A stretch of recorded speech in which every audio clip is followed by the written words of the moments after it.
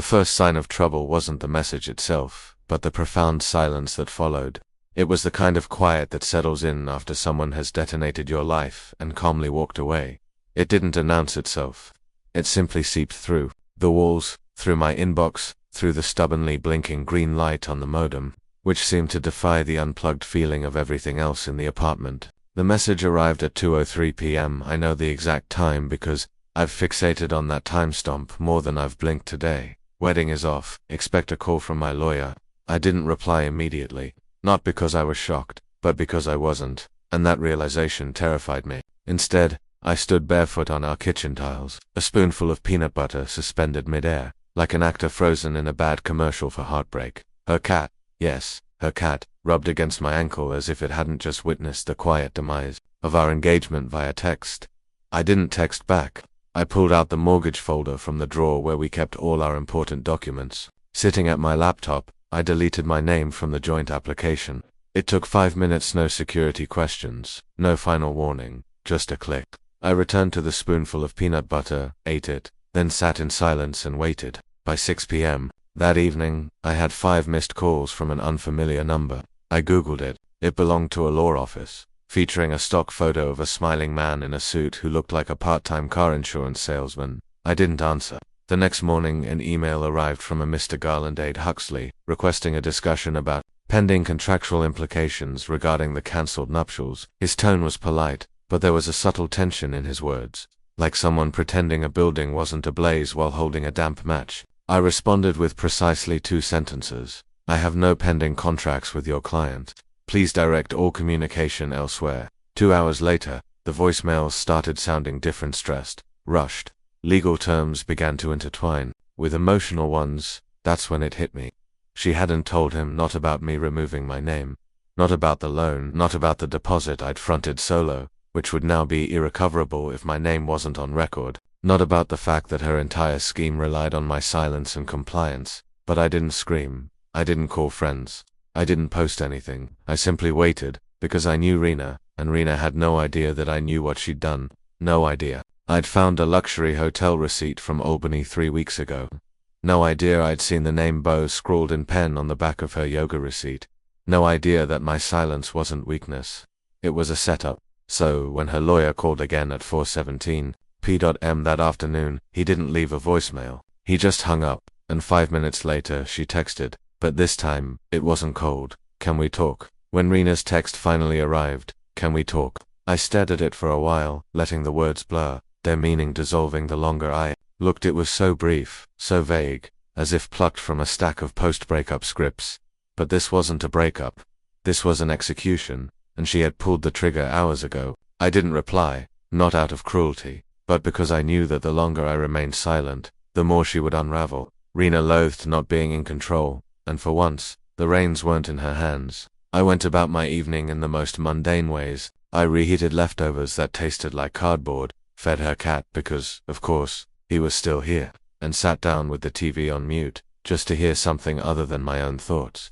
Every buzz from my phone made my chest tighten, but I never picked it up, and the messages kept coming, each one more desperate than the last. I think we made a mistake. I didn't mean to say it like that. My lawyer said you removed yourself from the loan. Why would you do that? You're ruining everything. There it was. Not we. Not this hurts. Not I'm sorry. Just, you're ruining everything. Classic Rena, still believing this was a game she could reset by pressing the right button. But I wasn't playing anymore. The next morning she showed up at my apartment. I knew she would. I'd taken the day off work, sensing this storm would demand my full attention. I didn't even flinch when I heard the knock. I just waited a second, longer than I should have, then opened the door. She looked off, not destroyed, not disheveled, but she had that wide-eyed, falsely calm expression I'd seen her wear whenever she was 2 seconds away from completely losing it. Her mouth opened as if to speak, but I stepped aside without a word and let her in. She didn't waste time. I was angry, she blurted, standing in the middle of my living room, as if the space itself offended her. You weren't listening. You weren't showing up. I didn't speak. I sat down and watched her as if observing a scene unfold on a stage, and perhaps I was. Perhaps all of this was just one grand, self-directed monologue, and I was no longer even in the cast. She paced. You can't just pull your name off the mortgage. That's not how this works. We signed things. They already did inspections. The bank called me 3 times. Still, I said nothing. And don't act like you didn't care, she snapped suddenly. You begged me to pick that house. You said it was the one. I let her spiral, her words tumbling out like beads from a snapped necklace. She didn't notice I wasn't arguing, that I wasn't defending myself, that I was listening, but not in the way she wanted. Because this wasn't about saving anything. This was about confirmation. You said the wedding was off. I finally spoke. My voice didn't shake, even though everything inside me still trembled like a fault line. You said expect a call from your lawyer. So I did what anyone would do, I let go. She looked like I'd slapped her, but not because of the words. They didn't give her an opening. I only said that because I knew it would get your attention. She shouted, her voice cracking. You've been so passive. You always act like things will fix themselves. I needed a reaction. Now it was my turn to feel stunned. You sabotaged the entire wedding and the house just to get a reaction. She hesitated. It wasn't sabotage, it was pressure, I thought. If I pushed hard enough, you'd finally show up. And what about Albany? I asked quietly. Her face dropped. What? She whispered. The hotel room. The signed receipt. Room 412. The same weekend I was at that family thing in Cleveland. Remember? Dead silence. No wind. No movement. Just her blinking at me as if the room had suddenly tilted. I don't know what you're talking about, she said, but her voice was flatter than the denial deserved. He stayed with someone, Beau. I don't know who he is yet, but I will. She sat down then. For the first time, she looked small, not angry, not manipulative, just shrinking. Her armor was paper now, and it had begun to burn, and I hadn't even told her about Nolan yet, because Nolan hadn't said everything in that first call. What he said next would change everything. Not just how I saw Rena, but how I saw myself. And the worst part, he wasn't the only one who knew. The thing about betrayal is that it doesn't arrive all at once. It creeps in layer by layer, peeling back everything you thought was solid until you're left staring at a version of your life you no longer recognize. That's how I felt when Rena sat on my couch, wordless, shrinking into herself after I mentioned the name Beau. That moment should have been the climax, but it wasn't. It was the prelude to something far worse. She left not long after. No dramatic outburst, no apology, no explanation, just a pale, quiet exit with a mumbled, I need to think. I didn't stop her. I just watched the door click shut, and stood there for a full minute, unmoving. It was like trying to breathe underwater. And then I called Nolan. He answered on the second ring, as if he'd been waiting. You okay? He asked. It was strange. He had the voice of someone who'd already mourned for me, like he knew what I didn't. Not really, I said honestly. You said she'd been planning something. He exhaled sharply. Yeah, I wasn't sure if I should even call, but I guess I saw enough to know you deserve the truth. I work in the same department as Rena. We're not friends, but we used to be friendly. She changed a few months ago, started showing up late, sneaking off during breaks. Then one day, I caught her in the conference room. I didn't want to hear what came next, but I didn't stop him. She was with Beau. He doesn't even work with us. He's some startup guy she met at a mixer. They weren't just talking. I walked in on them making out on the company's time, and she saw me. We locked eyes. And you know what she said? He paused, and I could almost hear him cringe on the other end of the line. She said, you didn't see anything. Just like that, deadpan. And then she laughed. My skin went cold. He kept going. That was the moment I knew something was off. Then I started connecting dots. She mentioned a wedding, your name, the house. She was bragging that you were boring but reliable, that you had great credit, that she'd be set up for life. I couldn't speak. My mouth opened, but nothing came out. My heart didn't beat faster. It slowed, as if conserving energy for impact. I confronted her a week later. Nolan continued, told her I wasn't comfortable with what I saw, that if she was using you, she should just leave. She didn't take it well, said I was just jealous, said you were nothing without her. I didn't realize my hand had curled into a fist until my fingers started to ache. She said the plan was to marry you, secure the house under her name if possible, and then, her words, not mine, figure things out after the honeymoon. I finally found my voice, though it was faint. Why are you telling me this? There was a pause. Because I've been used to, man, not by her, but I've seen people like her, and you seem like the kind of guy who'd carry this forever and never tell anyone. I didn't want you thinking it was your fault. It was a weird thing, hearing kindness from a stranger after being gutted by someone I loved. After we hung up, I sat in silence for hours. No music, no lights, just me and that little digital hum from the router. I kept expecting the pain to twist into rage, but it didn't. Not yet. What I felt was something worse. Clarity. Rena wasn't impulsive. She was calculated, cold. She had played the long game, and I had been the piece she'd planned to sacrifice. But what she hadn't expected, what none of them had expected, was that I'd withdraw, go quiet, and watch her entire scheme collapse in real time. That night, I pulled out a box she'd never seen. Inside were printed copies of every financial document we'd ever signed. I wasn't paranoid, just meticulous. She'd always tease me about it. You and your little paper trail, she used to say. No, that paper trail was my salvation. I checked every account, every signature, every digital receipt, and I found something I hadn't noticed before. The payment for the house's inspection. It hadn't come from our joint account. It had come from my old savings account, the one I hadn't touched in 2 years, the one she didn't even know I still had access to, which meant one thing: she'd used my login, my credentials, my trust without my permission. And suddenly, this wasn't just betrayal, it was fraud. I didn't sleep that night. I lay there on the couch, surrounded by papers, flickering tabs, and the quiet hum of a ceiling fan that seemed louder than my thoughts, though barely. The moment I confirmed that Rena had accessed my dormant savings account without telling me, something inside me shifted.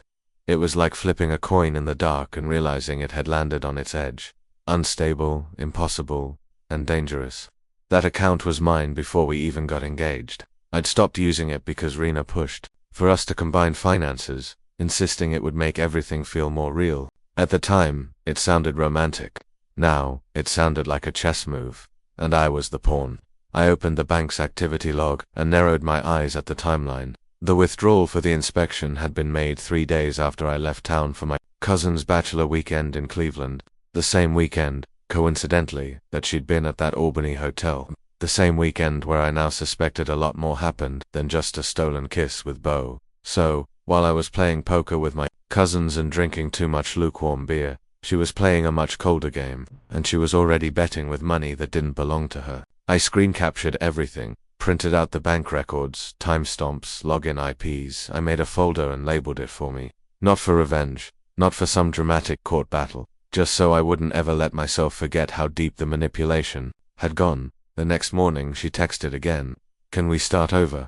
I didn't reply. 2 hours later, another one. I made a mistake, Jace. I was scared. Still no reply. Then a voice memo. I didn't open it. Instead, I called my bank. I calmly explained that there had been unauthorized access to my old savings account and requested a formal inquiry. The woman on the other end, with a kind southern accent, spoke like someone who crocheted on weekends, said she'd escalate the case to their fraud department. I didn't even have to lie. I gave them the dates, IP logs, everything. She thanked me for being thorough. That's when I realized I wasn't being passive anymore. I was being precise. Around 3 p.m., the door buzzer rang. I didn't need to check the camera. I knew it was her. I let it buzz 3 more times before I opened the door. She stood there in gym clothes, no makeup, holding 2 coffees like this was some kind of indie film and we just had a lover's quarrel. Thought you might want something warm, she said gently, her eyes scanning my face for any crack she could crawl through.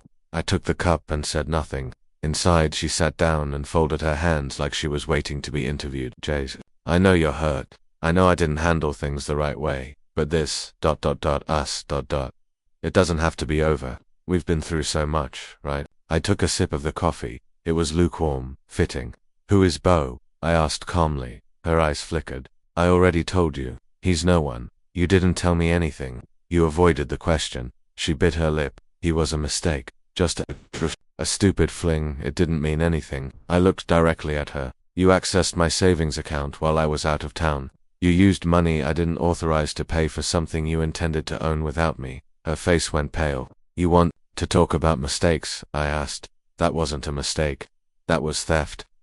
I didn't mean it like that, she stammered. We were going to be married. What's mine is yours, right? I leaned forward. But we're not married, and you said we wouldn't be. She started crying, not sobbing, just those quiet, deliberate tears that feel more like a tactic than a breakdown. I panicked. She whispered. I thought you'd leave first. I thought you'd find out about Beau, and that was it. I stood up. So, instead of being honest, you set me up. You thought you could get the house, ride the wave, and then decide whether you wanted to stay married or bail. She didn't respond. I've already filed a fraud report, I said quietly. Your name is in the documentation. She stood then, slowly, like her body had lost half its bones. You're not really going to do this, she said, voice trembling. I'm not doing anything, I replied. You already did. I handed her the voice memo she sent earlier, still unopened on my phone.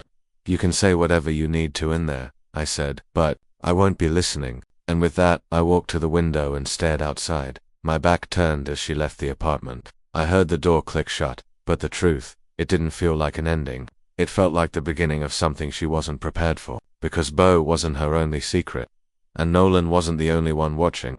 After she left, I stood by the window for nearly 20 minutes. Not watching anything, not thinking, just standing there, my breath fogging up the glass, her voice still echoing faintly in my head. I should have felt powerful. I had confronted her. I had caught her in the lie. I had control, but somehow all I felt was empty. Like I had put out the fire in the room only to find the walls were already ash. I went to the bedroom, sat on the edge of the mattress we once shared, and looked at the mess of papers and folders still covering the floor. Among them was something I hadn't noticed before. A manila envelope I must have pulled out while gathering the bank statements. It had no label, just a little circle scribbled in pen on the back, one of Rena's habits when she wanted to mark something private. Inside were printed pages, lots of them. I flipped through them lazily at first, assuming it was another set of loan documents or old wedding vendor agreements, but then I saw something that made my mouth go dry.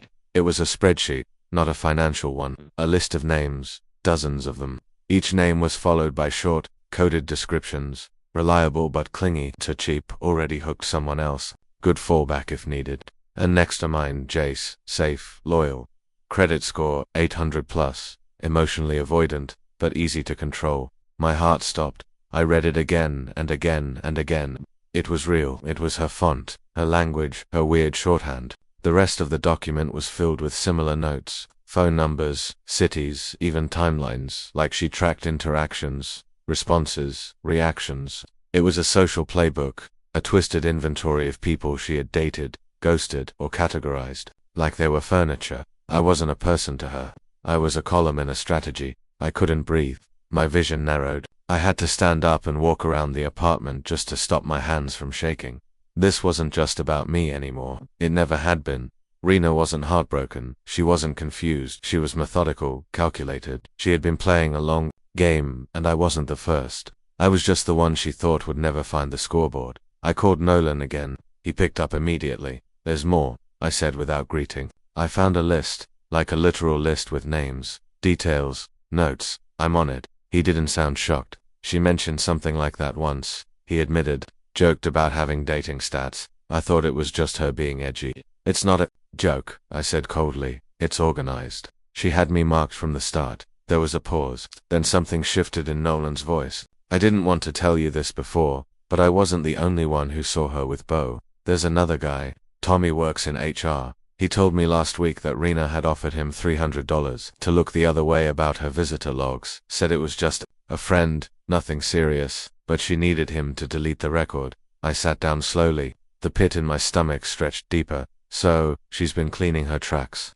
She's been planning this, Nolan said, longer than either of us realized. I thanked him and ended the call. Then, I pulled out my laptop, created a folder, and started saving every file, every image, every document.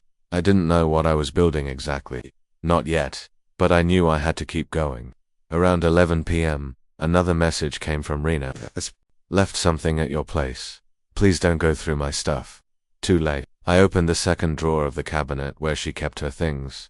Inside was a locked leather notebook. Her manifestation journal, she called it. I never read it before. But now I broke the lock with a butter knife and turned to the first page. The entries weren't poems. They weren't dreams. They were goals, strategies, plans. Find someone with emotional vacancy but strong income. Play the long game. No confrontations. If discovered, reframe it as fear of abandonment. Never admit to guilt. Redirect to their failures. My name showed up again 3 pages in. She had predicted how I'd respond to the cancellation. She expected the silence. She expected the mortgage withdrawal. She just didn't expect me to keep going. I didn't cry that night. I didn't rage. I just sat there holding a piece of her soul in my hands, realizing she never truly saw me as human, just a stepping stone, a security plan, a phase. I backed up every file, took pictures of every page, and in the early hours of the morning, I emailed a copy of the list to myself with a subject line that read, "Proof of pattern for future use." I didn't know when I'd need it, but something told me this wasn't over. Because people like Rena don't go quietly. And I was about to find out just how loud her desperation could get. The next day didn't begin so much as it resumed. I don't remember falling asleep. I don't remember waking up. It all felt like one long hour with no clock in sight. I shuffled from the kitchen to the couch in the same clothes I'd worn the day before. Coffee didn't help. Showers didn't help. Not even silence helped anymore. Everything was too loud. My thoughts, her voice, the memory of every time she smiled like I was the safest place she'd ever been. She knew exactly how to smile. That was the thing. She smiled with her whole face. The kind of smile you want to believe, even when something in your gut screams to look away. Now I realized that smile wasn't affection, it was control. Around 9:30 a.m. my phone buzzed. It was a video call, Rena. I stared at the screen for a moment. I didn't accept it, but I didn't decline either. Just let it ring until it timed out. 2 minutes later she sent a message. "If you really cared about any of this, you'd at least hear me out." I didn't respond. 5 more messages followed, each one more performative than the last. "I know, I hurt you, Jace. I didn't know how to fix it. I only kept that list because I was scared of being alone. Can't we at least try to end this with dignity? You're being cruel now. I didn't mean for this to go this far. I'm coming over. We need to talk face to face." That last one lit a fuse in my chest. I replied simply, "Don't." 15 minutes later, she knocked anyway. When I opened the door, I saw a version of her I hadn't expected. No makeup, hair tied back, wearing one of my old hoodies. It was intentional, calculated, nostalgia. She was trying to look like the girl who used to curl up beside me on Sundays and fake interest in documentaries. But I wasn't the same man who used to fall for that. "I just want to talk," she said softly. "No," I said. "You want to manage the fallout. That's different." She stepped inside without asking. I didn't stop her. I needed to see where she thought this would go. "I know how this looks," she began, pacing like a TED Talk speaker trying to win the crowd. "But it's not what you think. You're going to have to be more specific," I replied, "because I think it's fraud. I think it's manipulation. I think it's emotional conditioning over the course of a year. Am I wrong?" She froze mid-step. "You're not being fair." "No," I said. "I'm being exact." She sighed, lowering herself onto the couch like this whole situation exhausted her. "Jace, I'm not the villain you're trying to make me out to be." "Funny," I muttered, "because I've got a folder labeled villain behavior that says otherwise." That hit her. I could see the flinch ripple down her arms. She folded her hands in her lap like a student preparing for judgment. "I didn't plan to hurt you. I swear it was a mistake. A stupid, meaningless. He was never the point," I cut in. "You using me was." She opened her mouth, but I didn't give her the space. "You mapped me, Rena, like a case study. You broke me down into categories and leveraged me as a tool for your stability. You calculated how I'd react to everything. You manipulated me into silence, then blamed that silence when I stopped being useful. You weren't supposed to find that list," she blurted, and then instantly regretted it. I raised an eyebrow. "That's your takeaway?" Her eyes began to water. "I was scared you'd leave me if I didn't have a plan." "You made me leave," I snapped. "You executed the plan and called it panic. You rigged the entire relationship with an escape hatch already open." The silence between us thickened. Then she stood slowly, carefully, like she was approaching a wild animal. "I'll tell you what you want," she said. "The truth, all of it. But only if you promise not to send anything to the police." That caught me off guard. "Why would I do that?" I asked carefully. She looked at me, tears now genuinely forming, because Beau wasn't just a fling. He helped me open that account. My stomach twisted. "What do you mean helped?" She hesitated, and then it spilled out. "He worked for the mortgage broker. He offered to accelerate the process if I used you, your score, your savings. We were supposed to split the house afterward and fake a separation. I'd keep the property. He'd get a referral bonus. You were never supposed to get hurt." That last sentence almost made me laugh. "You teamed up with a stranger to rob me of my future, and you're calling it clean." "I thought I could fix it before it went too far," she whispered. "But you found everything. And now he's threatening me." I stared at her, and for the first time in this entire twisted mess, I realized something I hadn't before. Rena wasn't in control anymore. She was scared, not of me, but of Beau. I sat in stunned silence after Rena dropped Beau's name again. Not as a fling, not as a mistake, but but as an accomplice. It reframed everything. Bo wasn't just some smooth-talking opportunist she got tangled up with on a lonely weekend in Albany. He was in on a TA player, a partner, a co-conspirator, and, now, apparently, a threat. Renna stood in the middle of my living room, arms crossed, hoodie sleeves pulled over her trembling hands. She didn't look manipulative anymore. She looked cornered, like someone who built a house of cards too high and watched it collapse in one gust of truth. Bo said he had connections with the mortgage firm, she said, voice low, almost shaking. He offered to fast-track the approval. If I brought him a high-credit applicant who wouldn't ask questions, that was ... that was you. I swallowed the rising bile. And the plan was, what exactly? I asked. You fake the relationship, get the loan, dump me, keep the house, split profits. With him, she winced like I'd slapped her. It wasn't fake, she whispered, not all of it. I stared at her. That's supposed to be comforting. Her voice cracked. I thought I could handle it, that I'd find a way to make it right. But then he started, asking for more, pressurizing me. He wanted me to go through with the marriage. Said if we were legally married, it had lock-in more protections. Said you wouldn't even notice what was happening. I didn't even know what emotion to feel anymore. Rage and disbelief were playing tug-of-war in my chest. But there was something deeper beneath both.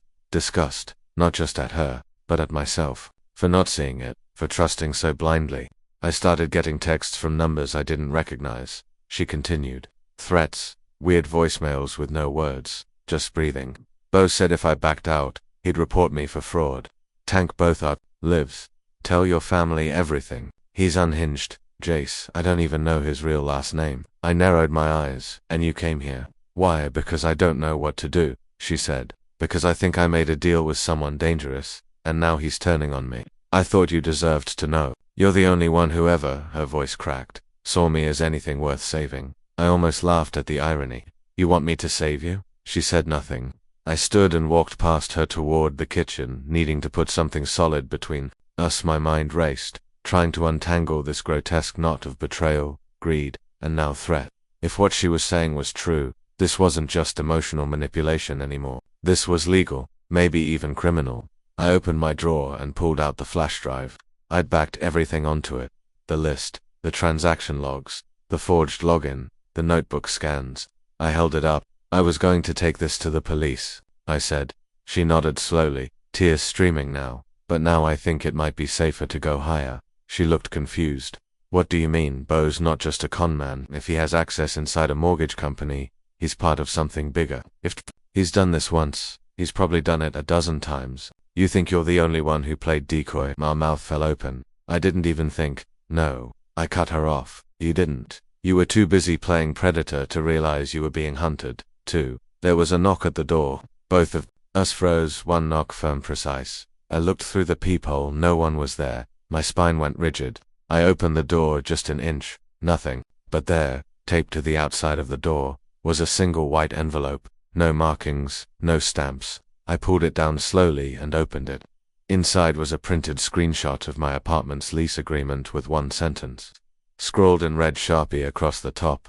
You're asking the wrong questions. There was no signature, no return address. I looked back at Rena, who now looked white as a sheet. Her knees buckled slightly, and she slumped into the armchair. He knows where you live, she whispered. He knows you're involved now. I nodded, folding the paper back into the envelope. That means he's scared. She looked at me confused. If he was really in control, I said, he wouldn't be warning us, he'd be acting. What do we do? She asked, voice small. I stared at the envelope again, then turned back toward the flash drive. We give him a reason to act. Her eyes widened. What does that mean? It means we lay a trap. I opened my laptop, plugged in the flash drive, and began drafting an email. Not to the police. Not yet. To someone higher. Someone who investigates patterns. I typed the subject line slowly, deliberately. Urgent mortgage fraud pattern involving internal collusion, multiple parties at risk. And then I hit send. Rina looked like she might throw up. But me, I finally felt calm because for the first time in this entire mess, I wasn't reacting. I was moving, and the fallout was just beginning. The days that followed were a blur of cold coffee, quiet tension, and cautious strategy. I didn't leave my apartment unless I had to. I didn't answer unknown numbers. I double-checked every lock, scanned the street before stepping outside, and made digital copies of every single piece of evidence, stored on 3 different encrypted drives. one of which I mailed to my cousin across the country without telling anyone. I didn't tell Rena where I'd sent it.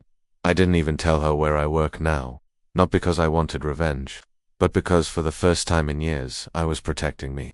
The agency I reported Bo to, along with the bundled documents, timelines and screenshots, replied 2 days later. It wasn't flashy, no sirens, no agents at my door, just a short, professional email that began with, "Thank you for your detailed submission.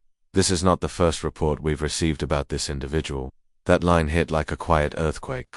I wasn't the first. I wouldn't be the last. But maybe, just maybe, I was the one who finally gave them enough to move. The next time Rena showed up, she didn't look smug or scared. She looked hollow, empty in a way that wasn't fake anymore. "They found him," she said, standing just outside my doorway. "Bo, whatever his real name is, he's been picked up." I got a call from an investigator. I nodded. She didn't ask to come in. She just stood there, wringing her hands. "I'm not here to beg," she added. "I just wanted to say I'm sorry.